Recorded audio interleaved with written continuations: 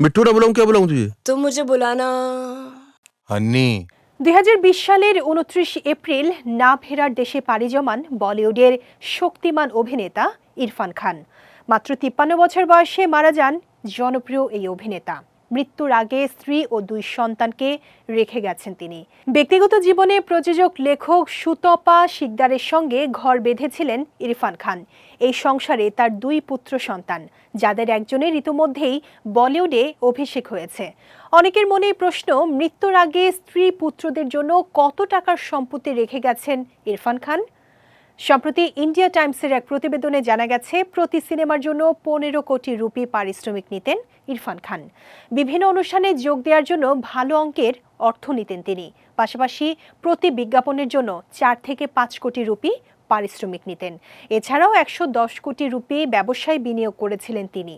মুম্বাইয়ে ইরফান খানের বিলাসবহুল বাড়ি রয়েছে। জুহুতে তার একটি ফ্ল্যাটও আছে।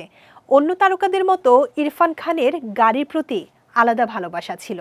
তার সংগ্রহে ছিল টয়োটা সেলিকা, BMW, মাসরাতি কোয়াট্রোপোর্টে, ওডি ব্র্যান্ডের গাড়ি। এসব গাড়ির মোট মূল্য 3 থেকে 5 কোটি রুপি। সব মিলিয়ে বলা চলে ইরফান খানের মোট সম্পত্তির পরিমাণ 321 কোটি রুপিরও বেশি।